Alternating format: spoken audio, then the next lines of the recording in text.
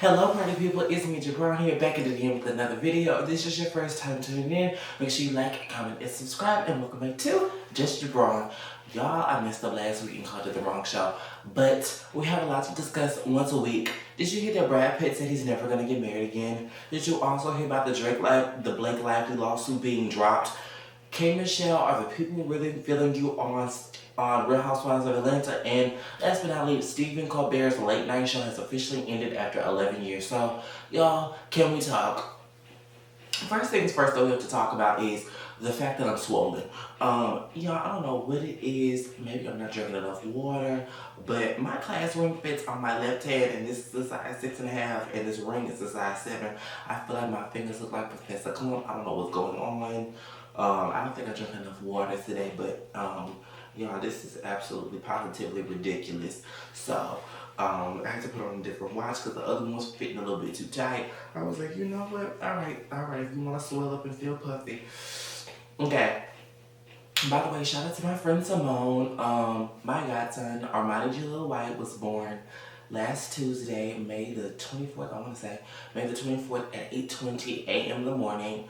I'm absolutely obsessed. I'm absolutely in love, and that's my heart. I talk to him almost every day. She was like, you're going to need to get a whole separate cell phone, talk to him, because you call, and half the time you just want to talk to him, even though he's only like a couple of days old. I'm obsessed. We make faces to each other. We look at each other. That's my homie. Like, I've been waiting on a baby for a long time, and I think that is the closest I'm going to get to having children in at least 10 years. So y'all, let's go ahead and get to the main event. Brad Pitt recently was reported in Variety that Brad Pitt has no plans on getting married to his 30-something-year-old girlfriend due to him and Angelina's tumultuous past relationship. Now, if you don't know what happened, the two broke up after an airplane incident where he allegedly slapped, choked, and hit her, and the kids were there, and they tried to verbally defend their mother. He has no plans on getting married due to the fact, I guess, he has PTSD. He also says that he's estranged from his children, even though his daughter recently graduated from college. They said that there was no way there wasn't a way where he couldn't be there. He didn't show up. He didn't reach out because he said apparently the kids have been alienated by Angelina Jolie, and that her smear campaign has worked, but the kids were there on the flight with you when they saw you pretty much assaulting their mother. And this was reported by the FBI, by the way. These were FBI documents. I do remember when the story broke, because I do remember Angelina and Brad Pitt were the Hollywood couple for a moment in time in history, and I do remember when the story broke and kind of being shocked. That's probably why your kids want nothing to do with you. It's not necessarily, the divorce, is probably, the abuse, because if they saw that on the airplane, what have they seen at home? And it cost $25,000 to the airplane, were damages to the airplane, by the way. So, I mean, you're trying to paint this victim sob story where there's nothing to stop you from communicating with your children and trying to rectify this situation. But you decide to go on and do, pretty much blame Angelina for your wrongdoings, because I can only imagine what you were like at home if this was your temper. His daughter, who even recently graduated in Atlanta, she dropped her last name Pitt and just goes by Jolie. For a child to drop your last name, you must have seriously done something. No child just distances themselves from a parent without a reason. There's typically reasons and goals and things of that nature behind it. I mean, I think everyone in America would love to have a healthy relationship with their parents, but this is not always how it works, and that's not always the cards that people are dealt with. So we have to move, pivot, and just operate from a space of love and distance until you allow a person to heal, move on, and grow. First of all, what is a 62-year-old doing with a 30-something-year-old, which is his girlfriend's age, by the way? I have no clue. Apparently, she's a jeweler, and I think him and Angelina are still fighting over their French property that they own. First of all, nobody really talks about you two anymore. Well, Brad, you are still relatively booking, because I think Angelina's just being a mom, which is absolutely commendable, because she's Angelina Jolie, so she can get a job. She is probably unenamored with Hollywood anymore, and you clearly have to do it because, I mean, your kids clearly don't talk to you, and that would be a distraction for you not to be in Hollywood. But nonetheless, y'all, did y'all hear about Blake Lively's lawsuit being dropped? So essentially, the two people that were suing each other. It was Baldwin and Lively. They both have acknowledged the wrongdoing that happened on the set and they want to move on. Now, if you notice, both of their cases were dropped by judges. By the way, there's no financial settlement. If you don't know what they were suing for, Lively was accusing sexual harassment. She claims that the production company was planning a PR takedown, and let me see what the other company was alleging. One second. So, they were also sued for $400 million alleging extortion and defamation, but they were both dropped. Blake Lively, from what I heard, this whole lawsuit didn't make you look well. Taylor Swift got involved and all the things, and it just kind of made you look like a mean girl. The reason why the judge dropped the sexual harassment claim was due to the fact that she was an independent contractor. And the thing about it is, in this day and age, with all the Me Too and all that's going on and all the rights for women, for a judge to drop your sexual harassment lawsuit, were there any claims? I mean, people just don't drop sexual harassment lawsuits. I'm not saying it didn't happen because I was not there, but it's typically odd for people not to push that forward. I don't know what happened on that set. I hope that she gets therapy, and I hope that she gets the healing, but that's just the claim that I was shocked that got dropped. But they both have publicly come out and, settled it. And I do think the reason why they ultimately settled is I think Blake wants to work in Hollywood again. If you go after these high power people and these people with these high positions and these people with these companies and these names, you become a liability and nobody wants to hire you, nobody wants to work with you, and you're going to be struggling for gigs. I mean, we see what happened with Monique, with Tyler Perry, and Oprah Winfrey and Lee Daniels. She pretty much, her career suffered after she called them out for the things that just happened. I don't believe that you should keep silent about certain things, but I do believe that you have to be careful and be able to suffer the consequences of sometimes speaking your truth. When it comes to Hollywood, it seems like it's built on politics and principles, and sometimes things that absolutely make no sense are happening, and that's just the game that you all must play. You just have to go along with the book and just see what happens, and hopefully you end up on the good side and you have a career, you have a legacy, and that you can hopefully go home and retire in your 50s and your 60s. On a side note, did you hear about the Late Show getting canceled? So it recently was canceled. CBS claimed that they canceled it due to declining viewership and they no longer had the financial budget to fund it. The show closed with 6.74 million viewers. Paul McCarthy returned back to the Ed Sullivan stage 60 years after he appeared on there with the Beatles. When the British invasion came over. I don't think his show was canceled due to declining membership or the financial part of it. I do think that when people make certain comments about certain things, that they do have to suffer the consequences, like we were talking with Blake Lively. I do think that his show is probably going to go on a different format, because you heard Cherry Shepherd's talk show just got canceled and she had wonderful viewership and all the things. But TV as a whole is changing. The landscape is changing.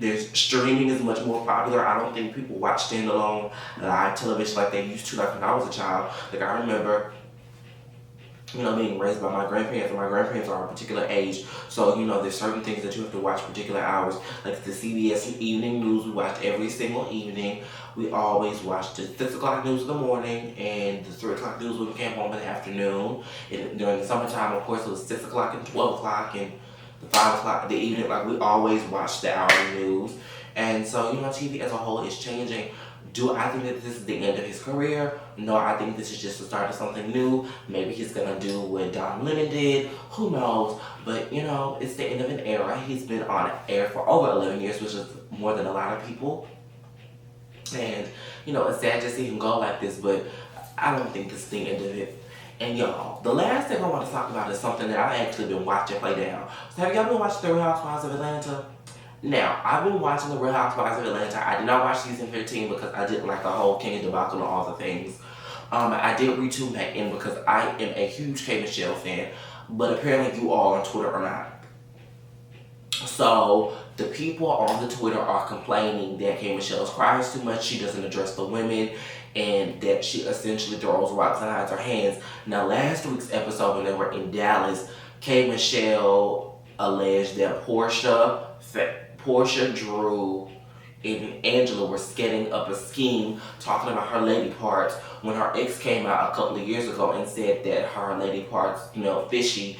And then the ladies later went out to dinner and they were at a restaurant and Portia said that these oysters don't have any smells, and K.Michelle thought that it was due to the fact that they were talking about her ex. The man rumored that her lady parts were stinking years and years ago.